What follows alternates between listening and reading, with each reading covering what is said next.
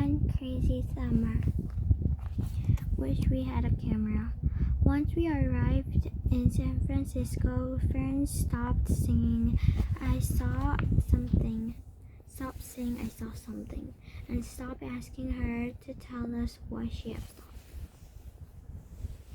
We got off the bus. That wasn't right to. We got off the bus that were greeted by hippos hanging out by the bus stop. It wasn't right to stare at them like they were an exhibit, but we couldn't help it.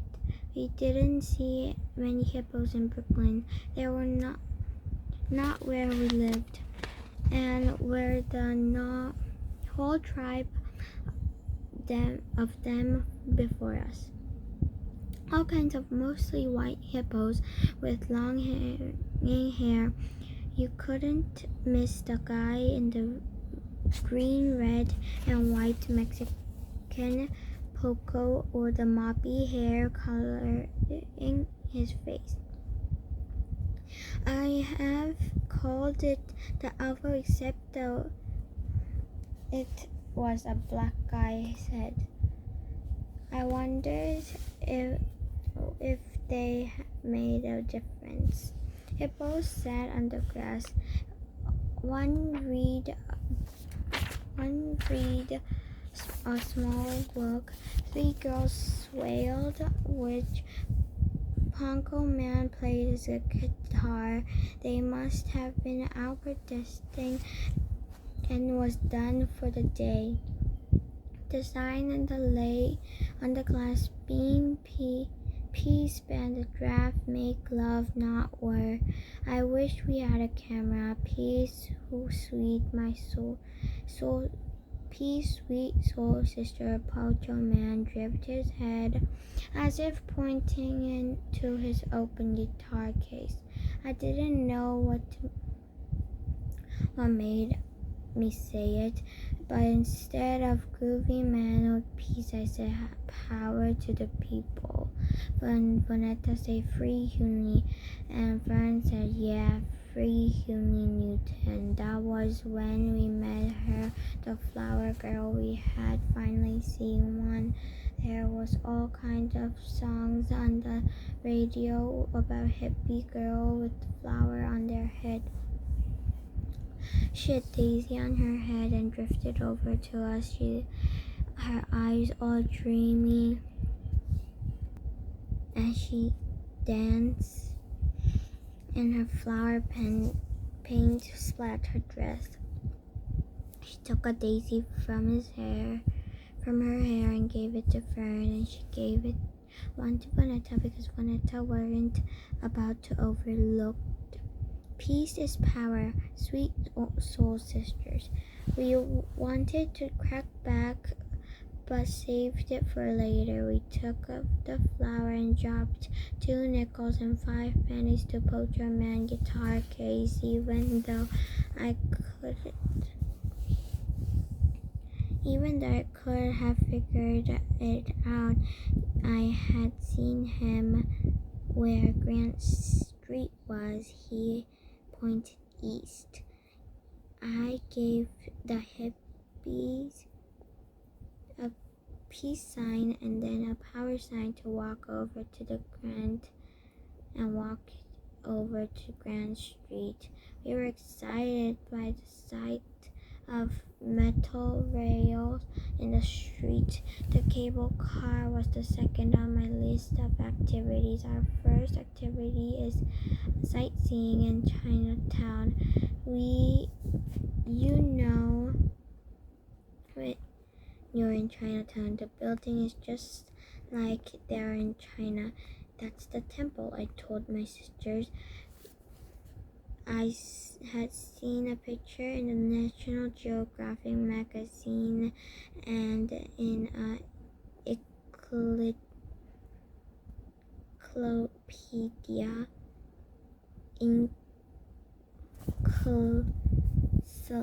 encyclopedia, not nothing compared to accurately seeing the roofs, like tiled lamps, shades, or had dragons in every color: gold, red, blue, green, pink. Big heads with large fangs, big eyes, monstrous paws. We needed a camera. We shared a plate of dumplings and a drink-free tea. None of us could keep the dumplings between chopsticks, so we used forks. After that, we found a place where all they did was make fortune cookies. They let us come in and watch the ladies slip fortunes inside flat yellow cookie dough and fold the dough over. We bought 10 fortune cookies in $1. Our fortune said, "You will travel far." I said, "We already did." Still, I put each pink and white strips of paper into my shoulder bags as souvenirs. We could say we had real Chinese fortune cookies in China. We gawked at all the windows offerings, green statues that I learned were crave jade, China dolls, fan silk, and satin dresses with new colors. I almost felt bad about not having more money to spend. "I want a kimono," Bonetta declared. "Me too, a blue one," friend said.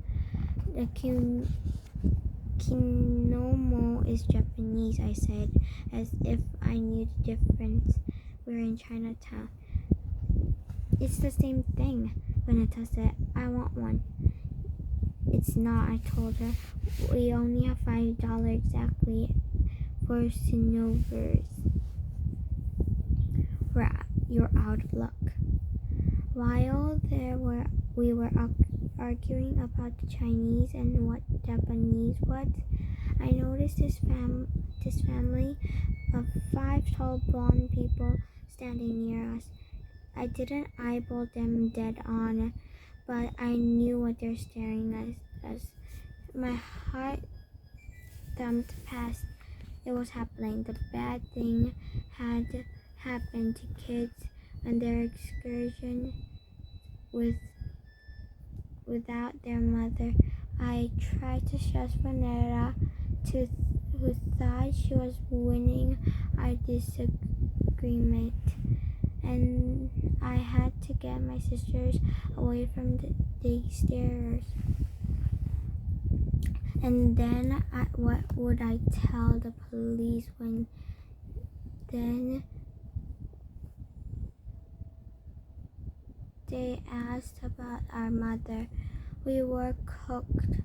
When I found the 5 people, their faces made long by high cheekbones on long white teeth. They waved. I seen white people before on TV, at school, everywhere. These people didn't look like any white people I had ever seen. Even their skin was paler. Their hair was more white than yellow. I listened as they spoke to one another, probably about us. Usually freckle school words. Then, instead of taking picture of all the Chinese people and the temples and the dragons, they pointed their cameras at us. Bonetta stared to pose movie star style with one hand behind her head and the other mother on her slim hip. I grabbed Vanessa and Fern's hand and then said, "Come on." I checked my Timex. It's almost 1 o'clock. That meant our time in Chinatown was up and had to go on our next activity to ride the cable car. We dashed over where the mental rail ran along the street and waited. Sure enough, that 1 o'clock on the nose, we were on our next activity, a cable car ride from the tip of the Chinatown all the way to the Fisherman's Wharf.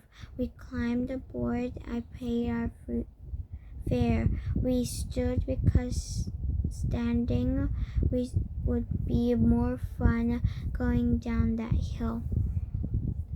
And that a hill it was. It was a thrilling look down. The streets rolled like a dancing dragon. Hirohito didn't like the first thing about a hill. We needed a camera to get this hill. How steep, how long. We rode it all the way down the wharf, cheering with every clang of the bell. We were now near the wharf.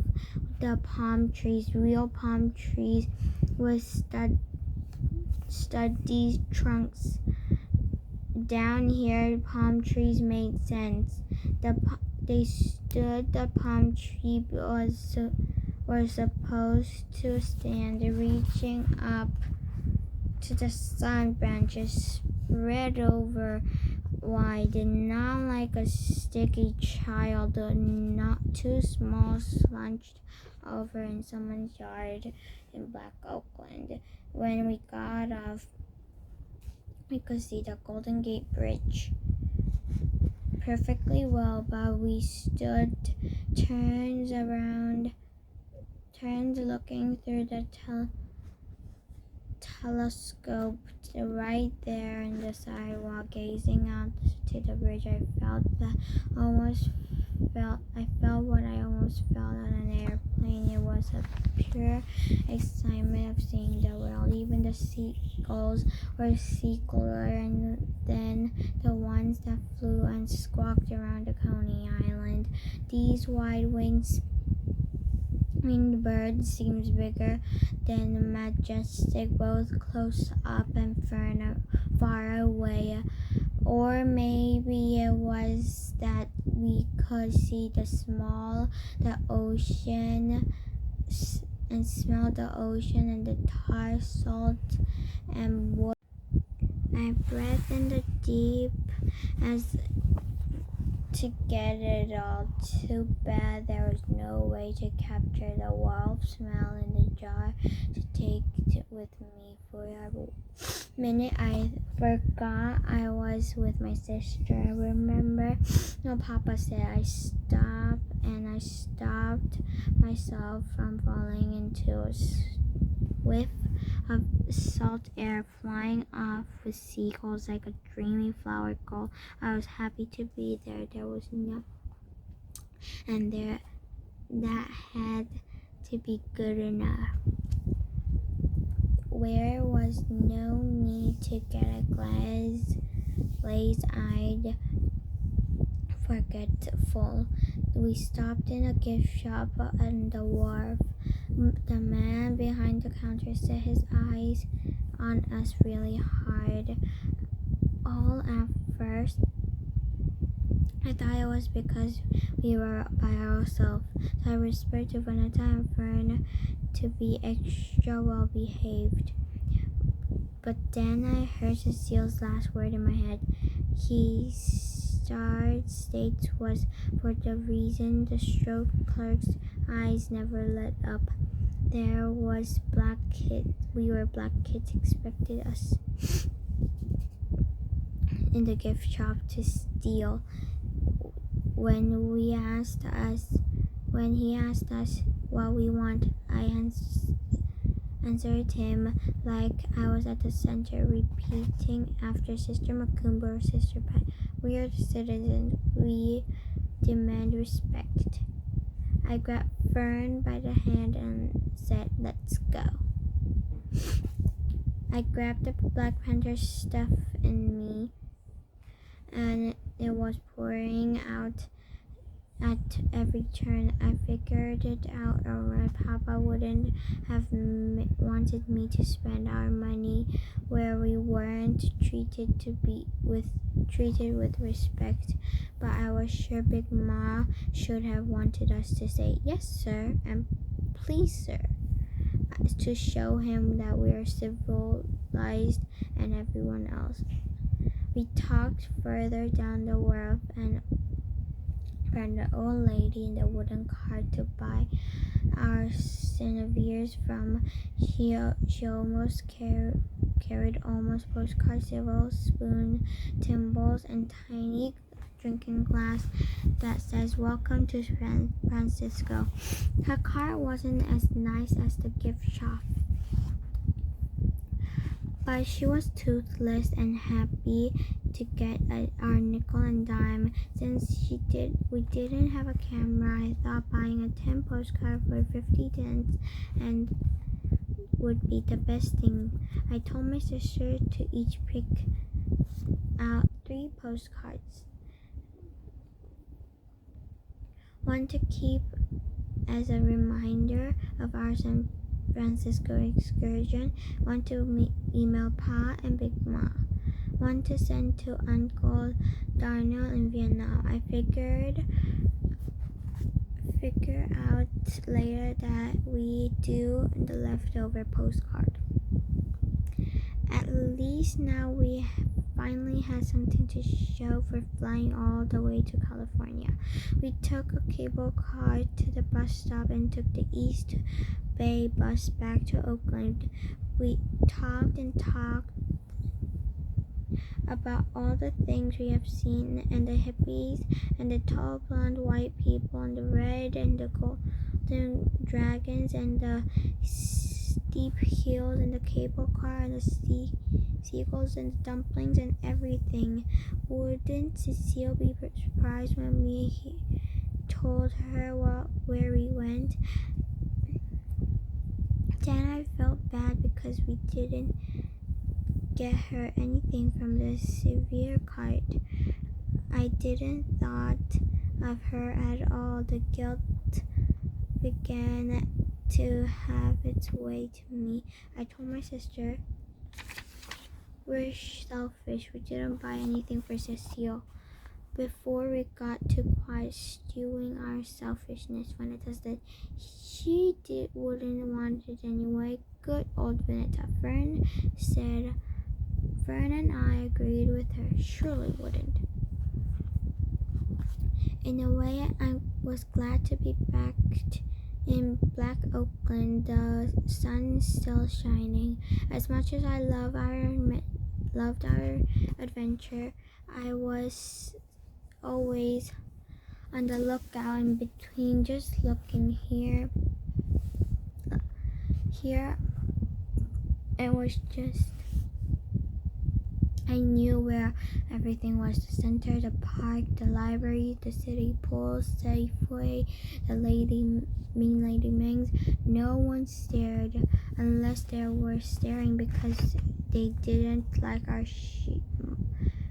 your shoe or your hairstyle.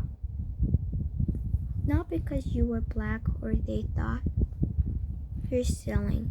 As much as we needed to go off and have our California adventure, it was nice to be back. Even if it wasn't our real home, I still carried my shoulder bag book on style, but it was now lighter and I wasn't worried. I stomped inside Mean Lady Ming's and gave her all the changes we have left except for the $2 bills. "What can we get with this?" Lady Ming's yelled something mean back to the kitchen. In 10 minutes we had a brown bag smelling of fried rice and chicken wings. I figured all day of takeout food wouldn't hurt anything, but honestly, I was too tired and happy to cook. I was anxious and to tell Cecile about our vacation day. I wanted to show off how well I planned everything down in a minute. Now that I knew what to do, I wanted to see if she cared. When we were a block away from the Greenstubuku house, chatting and laughing, we stopped walking, all three of us. There was the 3 police cars parked outside of Cecile's house, one in the driveway and along the curb. Policemen lined the walk, light flashed on top of their cars into the street, red, white, and blue lights everywhere. We inched up. The happiness knocked out of us. Cecile and the 2 Black Panthers, hand behind their heads, handcuffed, being led out of the house and down the walkway. I could hardly breathe.